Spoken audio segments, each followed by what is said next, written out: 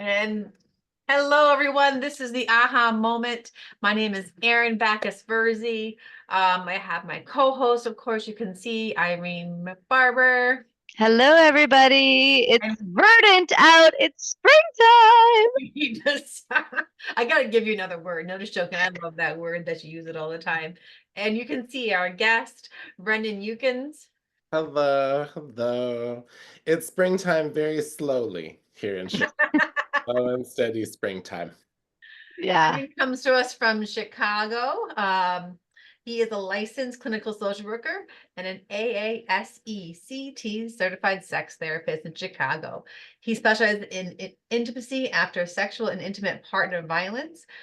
Brendan found horticultural therapy through Chase Park Community Garden. And you'll see a photo later, right? That's the community garden you have a photo of, Mhm. where he served as president for 9 years. He is a board member of the AHTA, so I know you're very busy, so we're so great to have you on, hosting community meetings for HTs to consult with each other across time zones. Outside of work, Brendan is a drag uncle for the House of Banks, a proud father of one kitty and one pit bull, aw, and a loving husband to his wife, Ziggy. He gardens bonsai on his back porch, which we're excited to see too. So welcome. Yeah, great. Yay, thank you so much for having me. What an intro. What a fabulous career, whoever this guy is. Yeah, seriously. I Great. love it. It's so multifaceted. It's really incredible. I have to ask about what got you into bonsai as a interest of yours into plants. Yeah, absolutely. So my bonsai collection is multivaried. I have some on my desk right now that I have inside and outside ones. So Ooh. Oh, yeah. they are What have always. we what have you got there? What for those who can't see and they're listening on Podbean, what species? So this is a sea grape, and Sea sea grape. grapes Stop. are able to drink both fresh water and salt water. Yeah. They grow out by the ocean. Mhm. And there is a really wonderful store called Yosemite up in Andersonville in Chicago, where I am. And I found out that Yosemite's greenhouses are actually in one of the famous cemeteries. So that was really, Oh, but they grow these wow. wonderful exotic plants. It's just- And the other one I have is it's a pretty common. This is a ficus, uh, Oh, but okay. I Is got it it, a little leaf Benjamina or and I actually don't know because it just said ficus on the label, and I got it. Basically, it was one of those storehouse plants from IKEA that they just had sitting for like a decade or so. For any other plant would be miserable, but for a slow growing tree is perfect. You yeah, go. yeah. That's how you get the good deals. But you have them in your windows, and Have them in my windows. just for the horticulturist people, what direction are your windows facing? East, north, south, west? So I am very blessed. These are east-facing windows, so I get morning Okay. light. My south-facing windows are in the kitchen, so I grow all my herbs there. And then Hmm. I don't my bedroom gets a west-facing one, so I have an olive tree in my bedroom, like as my bonsai in my bedroom. But in Hmm. Chicago, I actually live in old servants' quarters. So this is a Victorian an old Victorian three flat. Oh And wow. Oh, sweet. I live in the servants' quarters, so one of my western windows goes to the old larder, which now What's a uh, lauder? Yeah. so it's fascinating. It's a small room where there's like a sliver of a window, and then Oh. there's a bunch of shelves and a bunch of drawers, and it's where they used to keep anything that had to be refrigerated. Because in Chicago Oh, winter, you could just close the door, open the little slip of a window, cool. that's Hmm. the fridge. And so now, my wife's a drag queen of many, many years. She uses it as her boudoir. She's got her wigs like all up on the shelves, and she's got a big mirror and everything. It's perfect for this. And I love to imagine back in 1885 when this house was built that they never would have seen that one coming. Hmm. But Well, But I'm, that's so cool What does though. the future hold for this household? Yes, it will this be. household. And in the I got started with bonsai because I realized you could do it for free, basically. I mean, these are like my nice inside ones, all the way from the exotic IKEA. But originally, when I was in the community garden, um, it's sometimes it's difficult for the kids to have a lot of pride in where they are because it's an urban environment. There's a lot of parking lots and alleyways kind of deal. So what I used to do is I used to walk people around and I would take a little dish, right? And we would find little sprouts in the springtime that were growing up between the cracks. Mm-hmm. And I would take the little sprout and Mm-hmm. I put it in the bowl with like some rocks, some harder material. And then if you go to the edge of parking lots, right by where the cars end is the best moss because when it's raining, it runs off of people's cars Mm-hmm. at the end. And so the best moss, these beautiful purple moss banks that happen here in Chicago, which is like this big kind of pincushiony moss. Mhm. Mm. You get them and you make the little trays with the little bonsai. And That's so cute. I love that Do you, idea. do you work with the children to determine what that species is, that little baby seedling, or yeah, you know yeah. what I mean? Well, it's so some of them are more obvious because the mama tree will like be right there. So we can use, Oh, sure. I Great don't know if idea. you've ever used I the love that idea a lot. um Great. there's this True. app that I use that is called Mhm. Picture This that Yes. Yeah. you can do that. So sometimes it's obvious.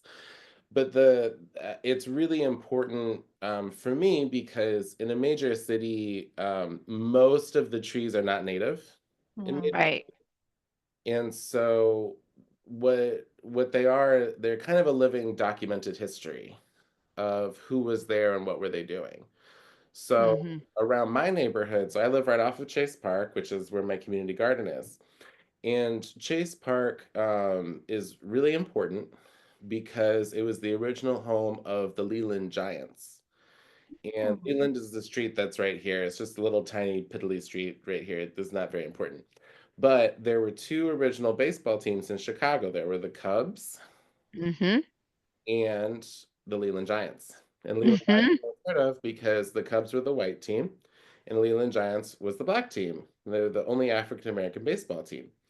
And the Leland Giants were part of the original American Negro Leagues, and they played here at Chase Park. And so what they would do is they grew honey locust trees all around the park because it was quick and easy shade for all the people that wanted to come and see the baseball. Mm-hmm. And it tells the story of the neighborhood because my neighborhood is the traditional Swedish neighborhood in Chicago. And the Swedes, this is actually, funnily enough, is part of my research. Chicago is a city that is the poster child of something called conurbation, which is at the end of the industrial era, the start of the 1900s, where people put in electricity and tracks to Yeah. fuse different cities together by one transit system.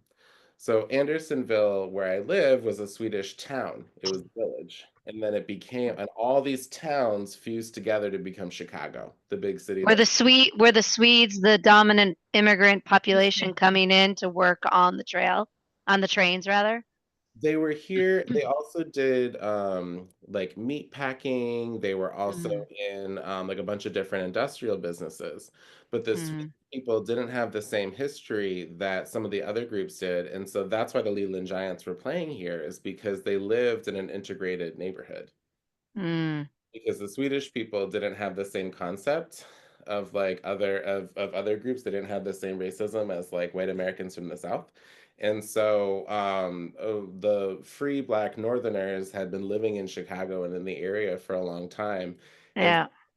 so the mayor of Andersonville really loved baseball. And so Yeah. so his house, his original house, is right over there on the That's other side of the. Oh. So he thought he was getting a sweet deal because he allows the Black Americans to have the baseball and then he gets to watch baseball every day. That's cool. And the reason that the bonsai to me are so important is because there's no plaque to the Leland Giants in Chase Park. Mm, It's something I've been for as long as I've lived here. Did you know this or did you know that? And if you go to the African American History Museum, Washington, D.C., they have all the original, like they have a big spread of all the original black baseball teams. It's this yeah. beautiful display. And my park is on it. It's featured. But there's no plaque here. But what we do have is the trees. And so if we're able to save the trees and repopulate them into little bonsai, then we've saved that history. Gladitsia triacanthus honey locust. And do you have um like do you get to participate in the Chase Community Garden in this historical information and really bring this to light to the community gardeners? Oh yeah, they can't shut me up. I they said, don't ask Brendan about the neighborhood. He'll tell you everything. 'Cause that's what I do. And that is sort of that is part of the purpose of community gardens is that you hold the history of the neighborhood. So like my I don't know if you can see this, but y'all can see my tattoo a little bit. Yeah, yeah. We see some Yeah. birds on your arm. Yeah. So these are both like these mourning doves have been Mm. sitting in the window of my apartment the entire time I've lived here. That's cool. Ah, They come back every single year, and these are grapevines. yeah, I could see the They, Vitus. Yep. they grow up the side of the building. It's because the Italians came here in the 30s and in the 40s. They were another immigrant wave, and they wanted to make wine. So Mhm. they planted grapevines like that grow still on the side of a lot of the Chicago three flats that you'll see around the neighborhood. Hmm. So the horticulture, particularly in urban environments where there's like just waves of different immigrant groups coming through, it's through the horticulture that we're able to trace their past. And so whenever we have community gardening events, we'll talk about this with each other. We'll talk about, oh, do you know so and so? And it's very immediate. Hmm. There are certain tomatoes that have been grown in my community garden that Hmm. someone brought when the garden was founded, right? Mhm. Like 20 years ago. Our garden was founded in 2005. And, if that gardener has been sharing tomatoes with the other gardeners, and then we take those seeds and we replant them the next year, we're part of that documentation. Mhm. Yeah, seriously. And so you guys, speaking of which, 2005, we're in 2025. Are you going to have a 20th anniversary big event? I want to. And I think I've told them, we built to commemorate the big 20 years. We built three more boxes. That was the big to do. We pulled all of our resources and we built some new boxes. I'm hoping that our mid-season picnic that we always have, somebody always grows one of those huge mammoth sunflowers that Mhm. blooms like in the middle of summer. So we tend to have a picnic every year underneath the big bloom. And so Oh, we did. the canopy of the sunflower. I love it. Yeah.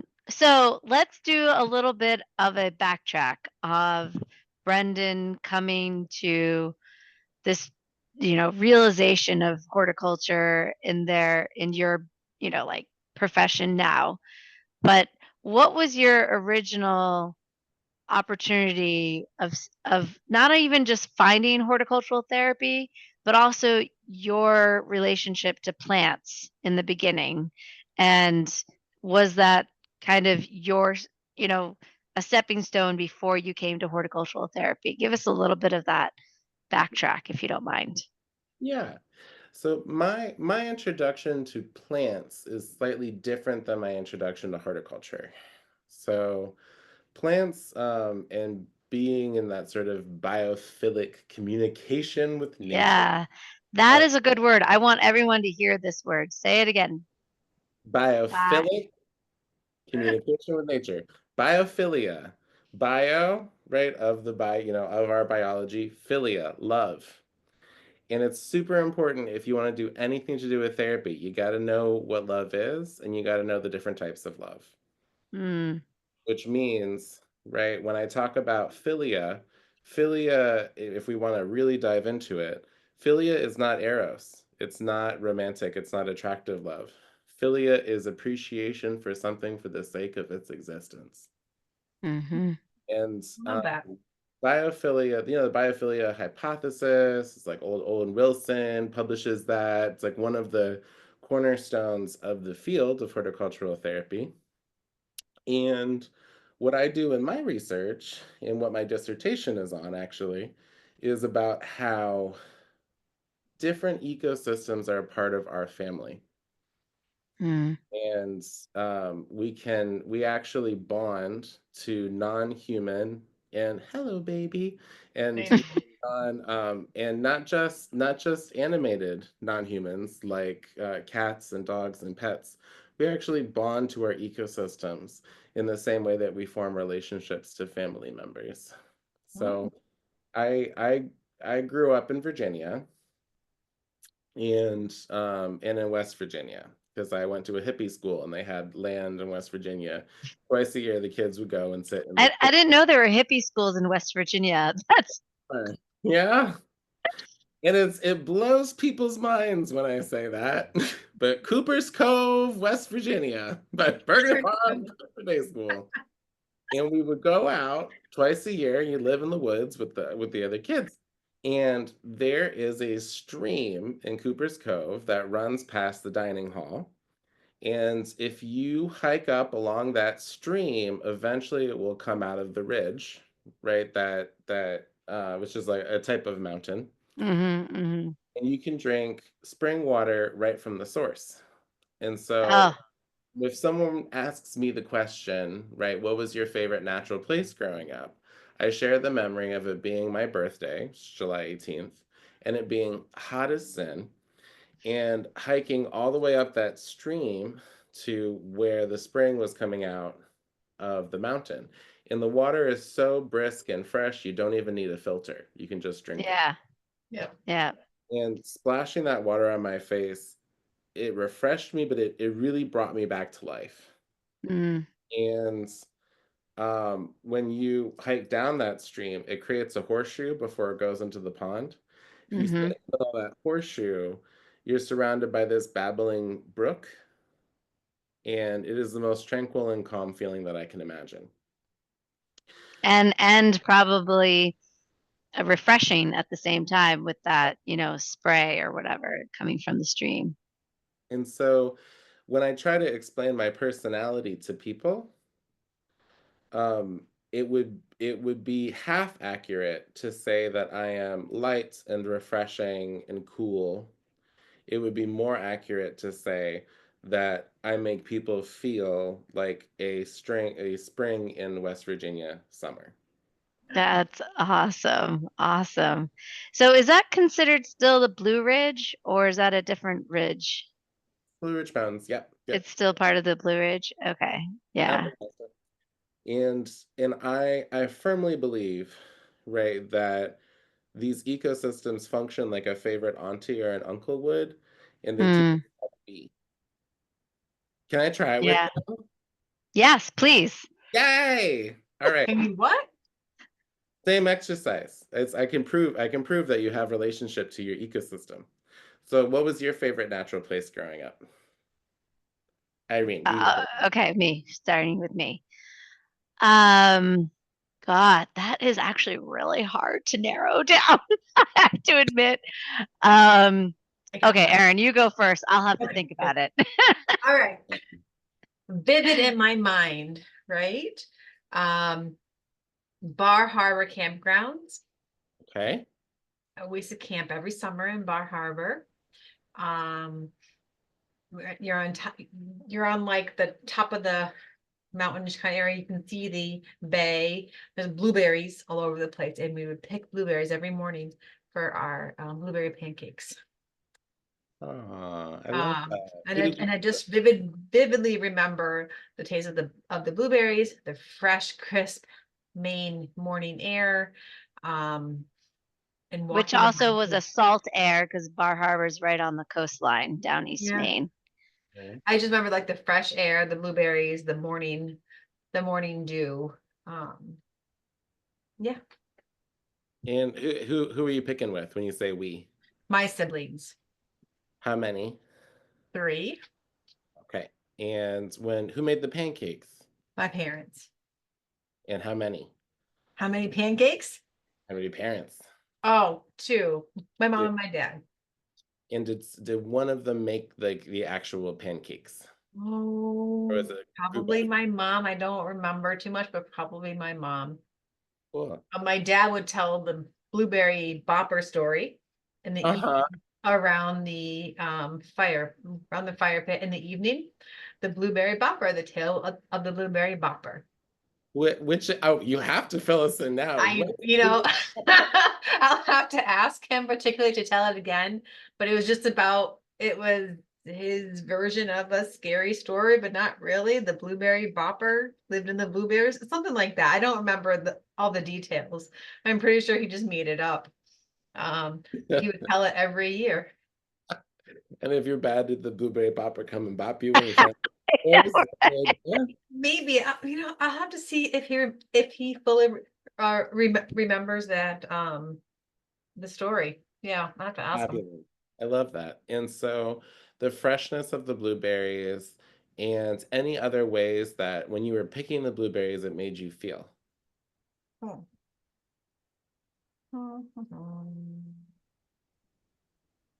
Free. Because we would camp with my cousins too, and we would play like the whole time in the Bar Harbor, like be like ollie ollie oxen free and like play that game and things like that. Yeah, just free and fun and yeah. Free and fun. Cool. Awesome. All right, you go ahead, Irene. I'm going to keep free and fun in the back of my mind, and then we'll come back. Okay. All right. Go ahead, Irene. What's yours? Okay, well, something interesting. So to me, it is probably not to anybody else, but um, so I grew up on a piece of property that abutted an estuary, a saltwater estuary, and so it's the tidal zone. And alewives actually are happening this time of year right now, running up the rivers, going into the lakes.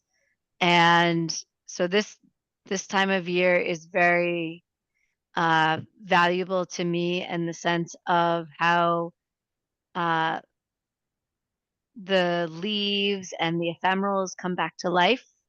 While there is life in the winter, it's primarily asleep. So this awakening is very valuable to me, and it gives me a sense of refreshment, but also nurturing, a chance to feed on the new rather than storing on the old.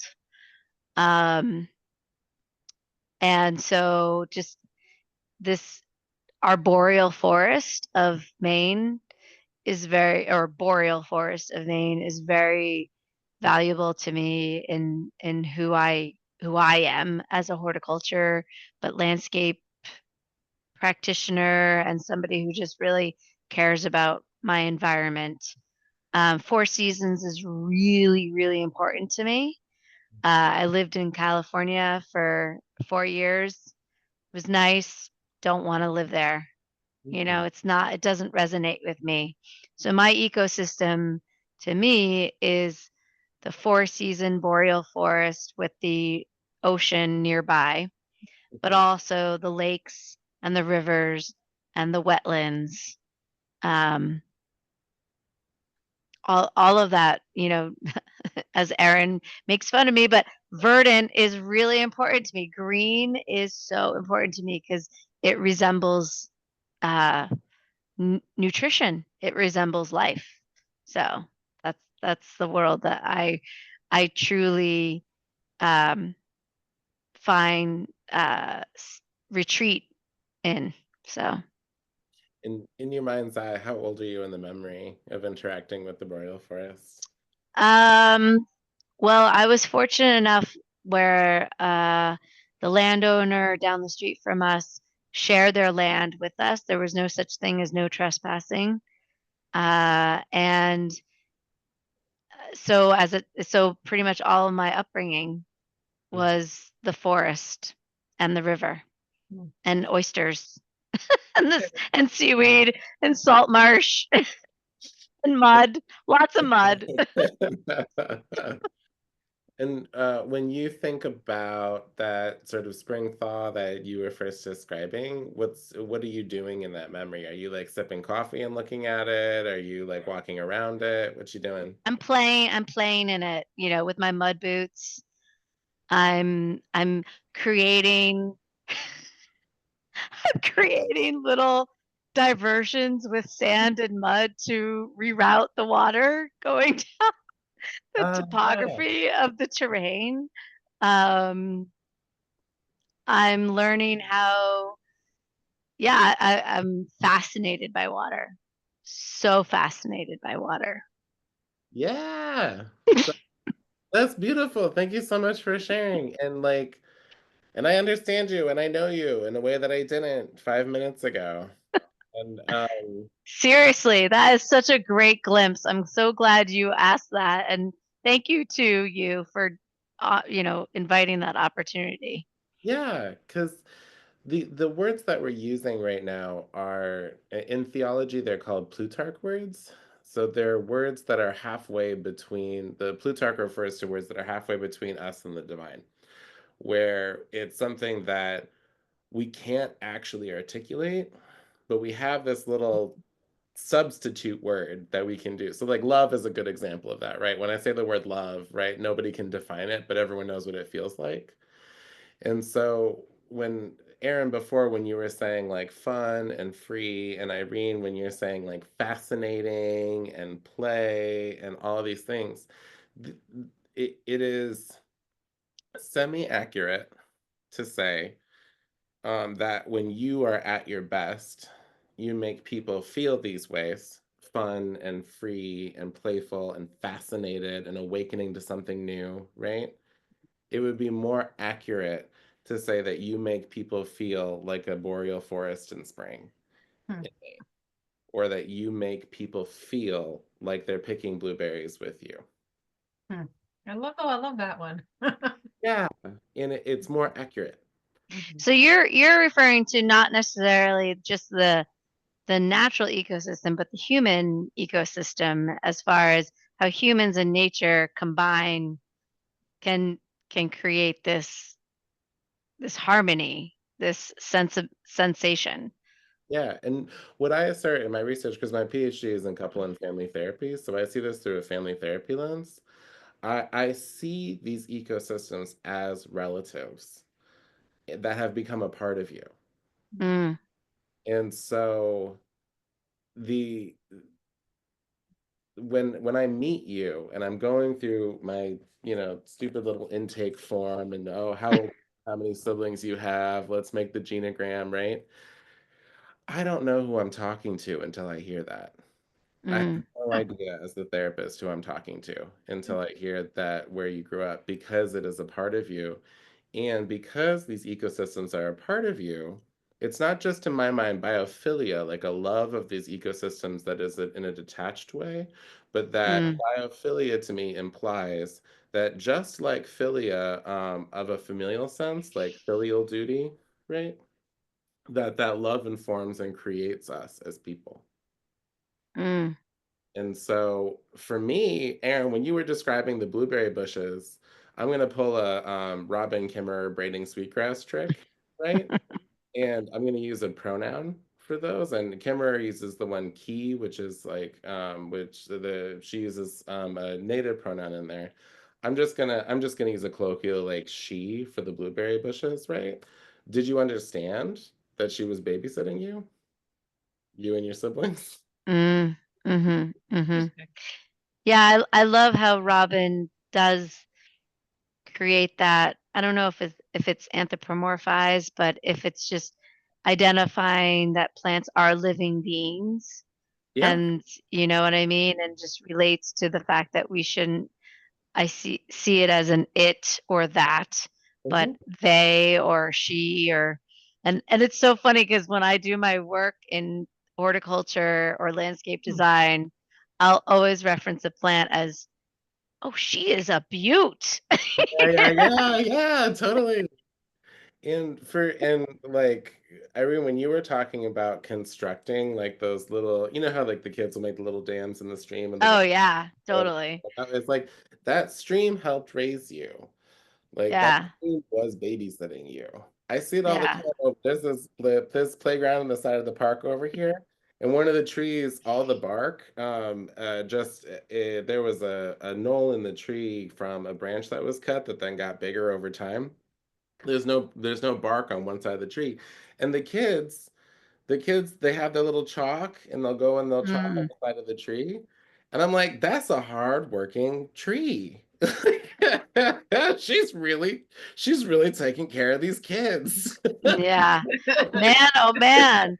Like, oh, Some something she wasn't anticipating at one point, but now she's realizing she has. yeah, she is. And Yeah. so that's Yeah. so when I trace my roots, right, before horticulture is my relationship with plants. Mm, And and so I have my clients all the time we talk to trees, all the time we do stuff outside, mm, and mm, really foster that relationship because to me mm. more perfect attachment than human beings. Okay, so Brendan, switching gears, or not switching gears, but switching sides, what Mhm. is your ecosystem Is that it, you resonate with the most as a child? It's the fish. is it, is this no, it is that brook in West Virginia, the one Okay, that yeah, I was okay, able to okay. follow up Yeah, and get yeah. around. When I Okay. make people feel comfortable as a therapist Yeah. and Yeah. really as a community social worker, I babble. That's how I make people feel comfortable. I literally babble, and then they feel more comfortable. Can you give us an example of your babbling? I'm doing it right now. Just did No, it. this is Hey, You're not the most I've shut this up comfortable since I've I got ever been with this office. a guest. Come this on, is Irene. not this is not babbling. This is not babbling. This is constructive I love it. information. Love There's it. no babbling happening right now. This is valuable information. So So many I memories are popping in my head right now, my childhood, and I love it. I had a really great childhood. yeah, See? seriously, we're so lucky. I mean, so lucky, and I really really hope that, this I think this podcast, what I'm hoping is when listeners hear these stories or these anecdotes, is that they really feel like, they want to trial this out. They want to experiment with this and really test it out on themselves, but also test it out on their own clients, consumers, whatever you want to call it, participants, and just expand upon what you're hearing and try to, you know, reach your participants in this strategy with the strategy, because I totally appreciate that. But what we need to also value is that all of us have very very different shared ecosystems, or very different ecosystems that, like you were mentioning, urban, suburban, rural, um, or even within a confinement of a building, Mhm. and how to at least feel like it's okay to share that and not to compare ourselves to each other in our, stories, in our, you know, um, testimonials, I should say. So, Yeah. And anyways, listen, you can be as rich or as poor. You can be from any different yeah, background. I'm gonna let you know one thing: we're on the same planet. yeah, totally. And And to respect each other and appreciate what each other has to provide and offer one another. can So, I share an anecdote off of that? yeah. But sometimes these natural ecosystem stories, sometimes yes, people have like the treat like that y'all did of having the land, right? Or having these experiences of these settings. Sometimes I do this, and the people's ecosystems are like this one person I spoke to. Um, they were the sewer systems beneath her city, and she and the kids would go and they would explore this, the those pipes that you can kind of crawl. Yeah. Okay. And she spoke to me at length about what a ball these kids had sneaking down. It was like 7 friends, and they would sneak into the sewers with all where the water was supplying the water is coming from people's houses. There's like dirty lines, there's clean lines of like fresh water coming through. And these kids would just run around in the sewers in these tunnels, and they just have the most fun. And they play tag, they play hide and seek, they would play all this stuff. Oh And my God. it was a story that was not laced with privilege, right? But the water is so important to her. Being by water, being around water, and telling the difference between different types of water. And so, regardless of what your background is, there is this connection that we have, uh, Mm-hmm. places. Uh, Yeah. yeah, so many the people will talk about like cracks in the sidewalk growing up. This one guy I was working with, he was talking about like lifting up bricks and then the bugs would scatter. And Yes. Yep. yeah, he was fascinated by that. And so like for the rest of his life, he's been interested he's just very interested and very detail oriented as a person Hmm. because he has that He's looking at the fine details. Yeah. looking at underneath the rocks. Oh, look at that. They would all and Yeah. that just blew his mind as a kid, you know? So it really doesn't matter what kind of background people have attached to these stories. Mm-hmm. There's Mm-hmm. somewhere along the line, nature was taking care of you, and usually it was when all of the humans were doing something. Mm-hmm. Nature had to take care. So, so I have to ask now. Thank you for all of this. I have to ask now. So, from West Virginia, and Mhm. you now are in Chicago. Yeah. Were there, you know, points along the way before you got to Chicago that was it based off of your human interactions, or was there a nature component that guided you to Chicago? Mm. No, I came to Chicago for school. Like Okay. very Chicago, coming for undergrad, married a local, stayed, divorced the local, still here. And I had the hardest time because it was an ecosystem that is not my own. Mm, It deserves respect. It demands respect. Being by Lake Michigan, being by the Great Lakes, and being right in the blast of the lake chill effect. mm. Oh. -20. That gets it 20. And the first year that I was here was snowpocalypse in quotation marks. It was 2010. 2010, I'm in Chicago, one of the worst blizzards they've had in a long time. Lakeshore Drive, our major highway, that when you see the pictures, it's like that's the highway that curves around the city by the lake. People, like so much snow, people abandoned their cars. Their cars were sitting out there for like a week before they could shovel them all out. Um, Man, what an awakening that was. I was in my freshman year dorm with my roommate, Kashef. If you're listening, Kashef is brilliant and he's wonderful. I love him a lot. The two of us played Scrabble. We had a 6 pack of beer. We played Scrabble because we thought we would die. Because he was from Bangladesh. I was from, Virginia down south, and we had never experienced this type of cold before.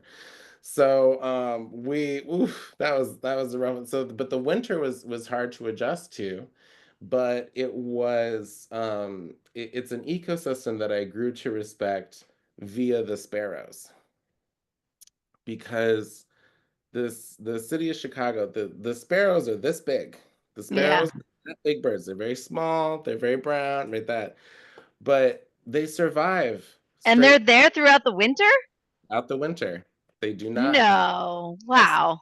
throughout the winter. They come and They got the first because I'm also a poet. The first poem I ever published was about the Chicago sparrows like surviving the cold because I was Ah, bored by these little creatures. yeah, seriously. And yeah, the lake freezes. It looks like the tundra out there. If you ever go out in the winter time, you'll see the ice floes bobbing. I don't have to go on an expensive like I don't have to go on an expensive cruise to the Arctic. You don't need to go I've up seen into the Arctic. You are living it right there. Yeah, yeah. good. I've seen it. I am humbled. My spirit is small. Thank God for the homes that we live in that have heat.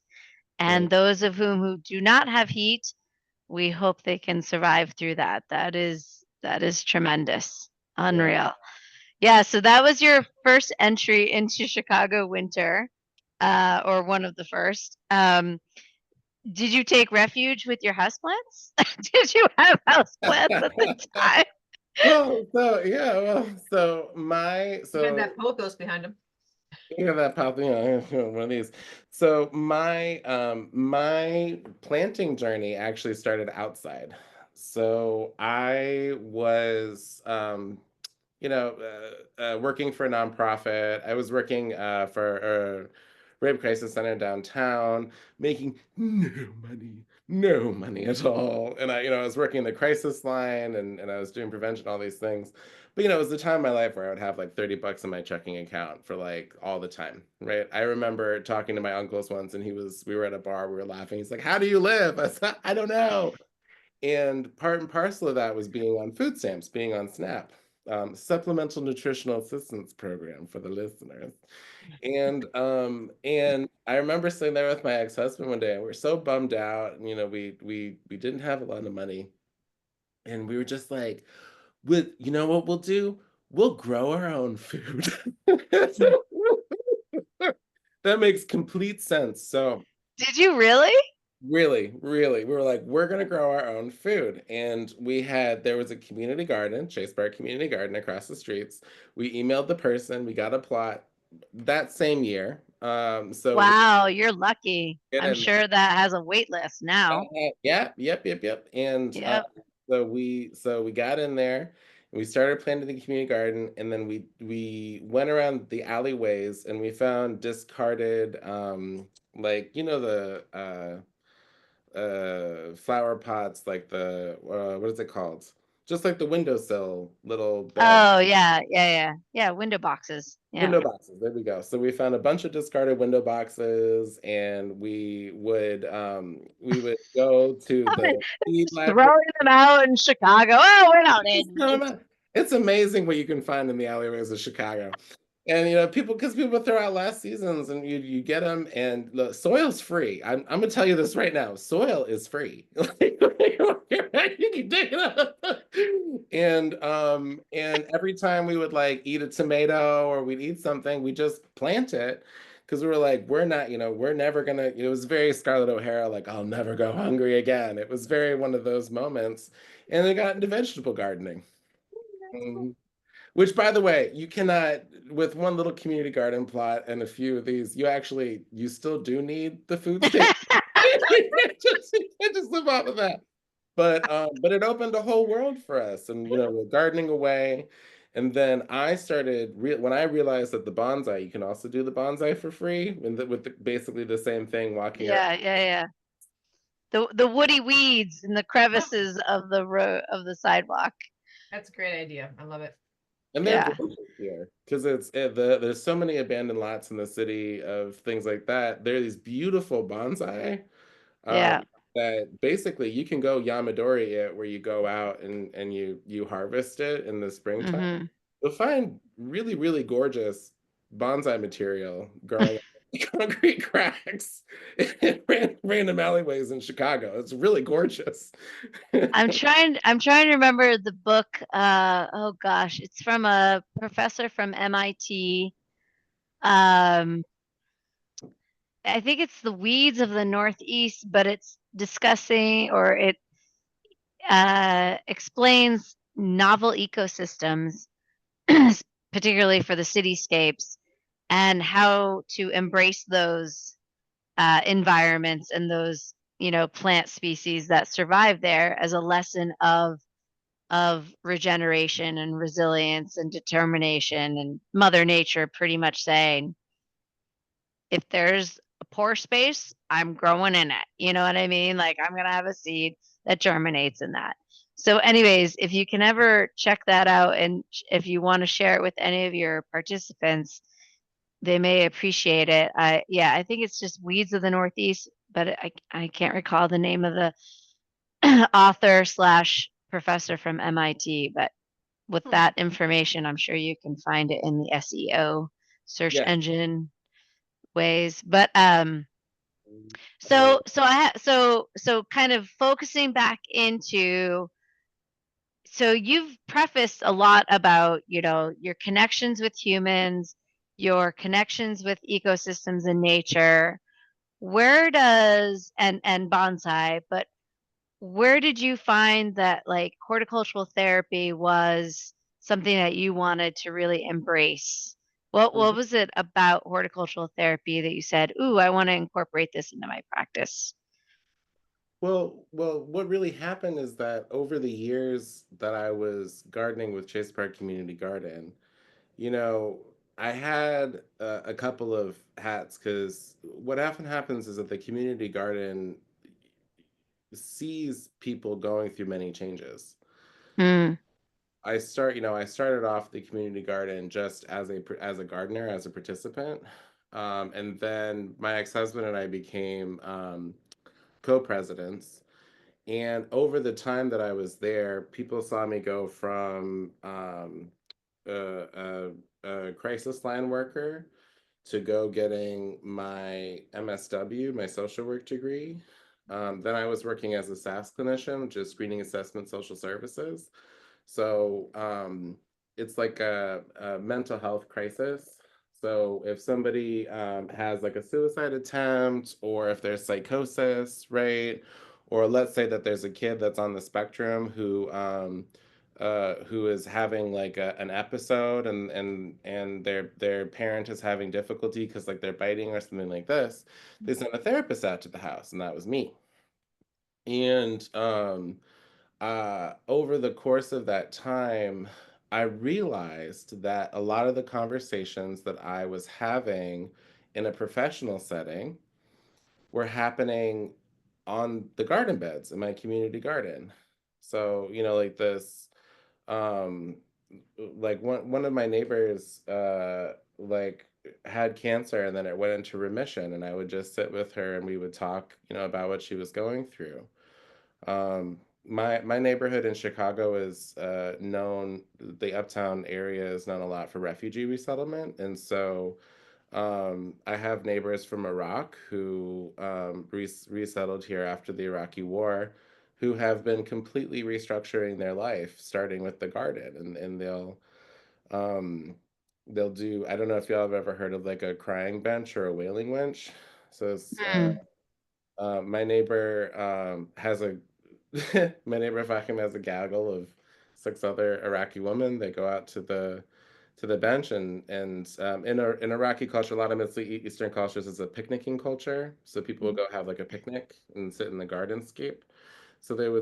they would sit, and five of the women, one of the women would sit in the center, and she would just Whale. Yeah. wail, and just let it out. And then the other five women would hold her, or comfort her like that.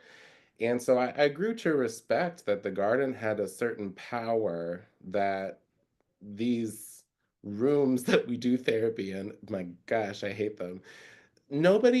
Okay, so like therapy rooms look like living rooms. It looks like someone's living room, like someone with like that. It just looks like a living room. And it's like, when have you gone to somebody's house and sat in their living room and felt comfortable Oh my, that's such a good point. in your life? Never. I used to do something that they call kitchen table social work. So when I would do crisis calls in people's houses, I would sit at their kitchen tables with them and talk to them about what was happening. And that was considered more intimate than the living room. Hmm. You know? Yeah. And so the garden to me is just a step beyond that, because it's Hopefully a much better step beyond that. a much better step beyond that because it's when I was talking before about how these natural beings, these ecosystems are like a family member. Whenever I'm doing therapy in nature, I'm never alone. I always have a co-therapist. And it's and so I realized that when I was doing this and I said, okay, I need to go and study this. And I went to the American Horticultural Therapy Association's annual conference. I wanted to learn. I got hooked. Mhm. Um, I came back and did a presentation about my community garden and doing community-based anti-violence work, like using community gardens, which I had Mhm. already talked about as part of my social work degree when I got my master's, how like the community garden was like the heart of my neighborhood. Yep. And then Lana came and approached me, and then there we go from there. And I said, "Do you want to serve on the board?" I said, "Yeah."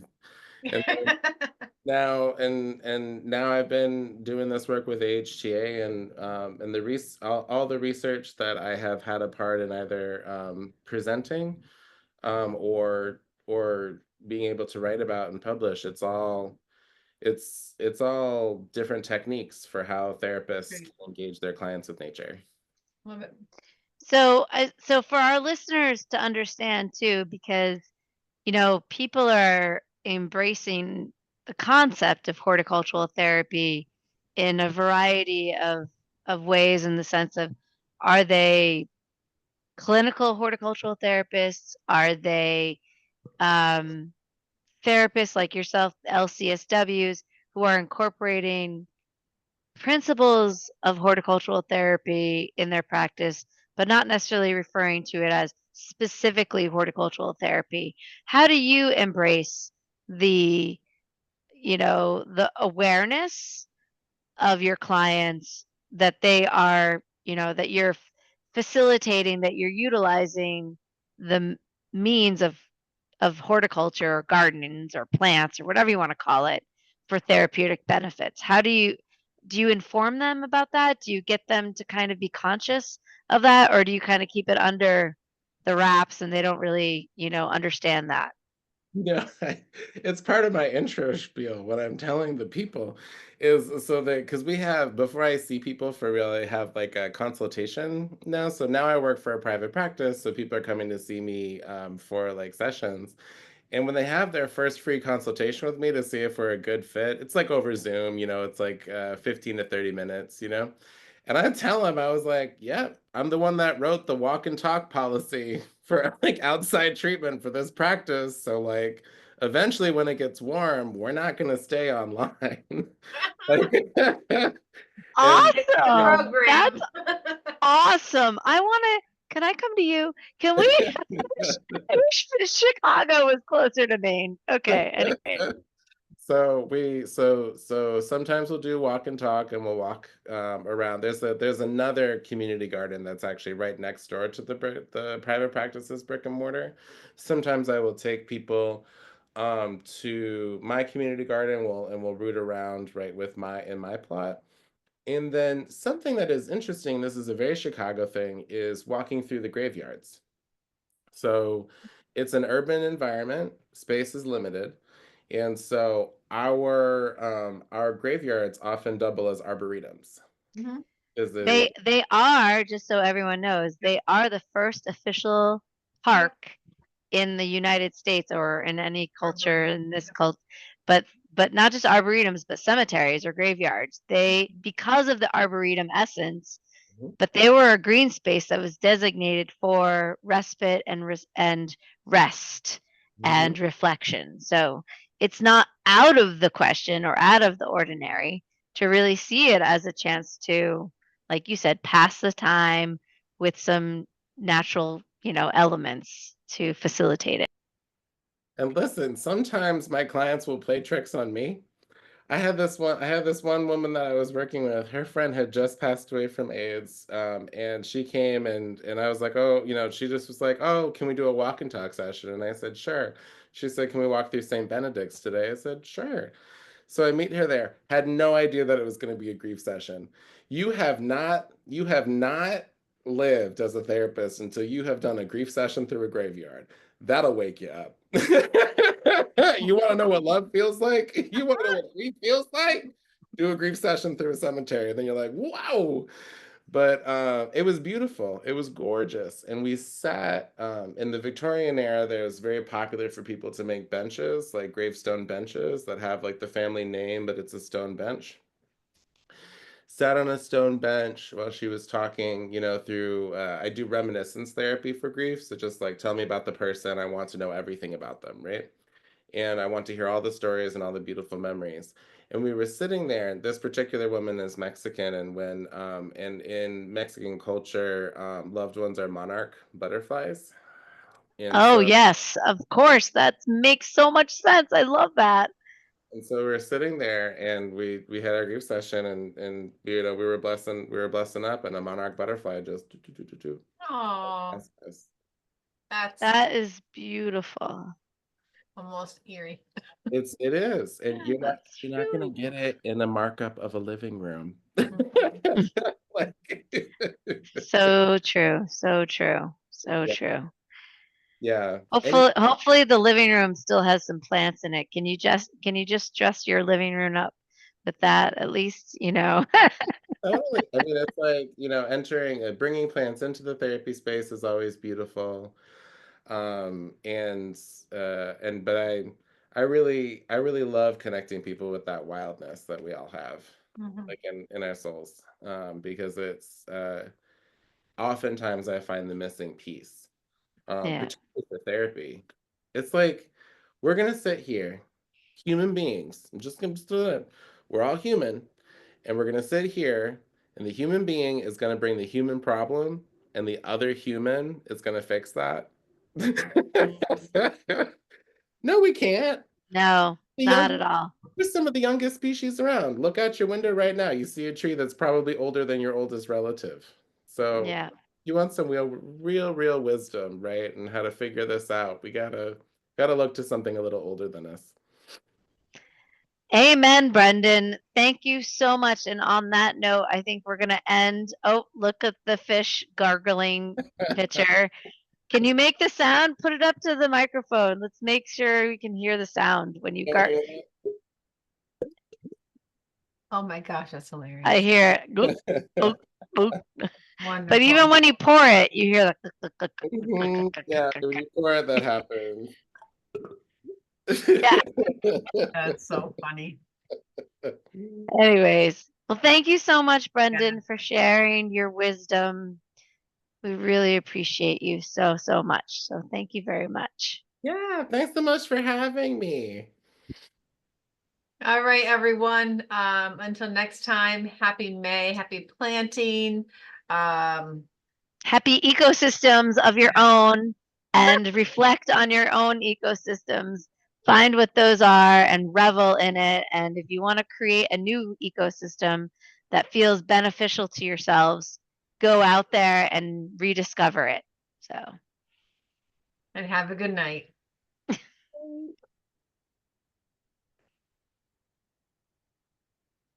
here's my pause You button. can stop it whenever. Don't worry. I can't find it. You're doing great. Oh, here we go.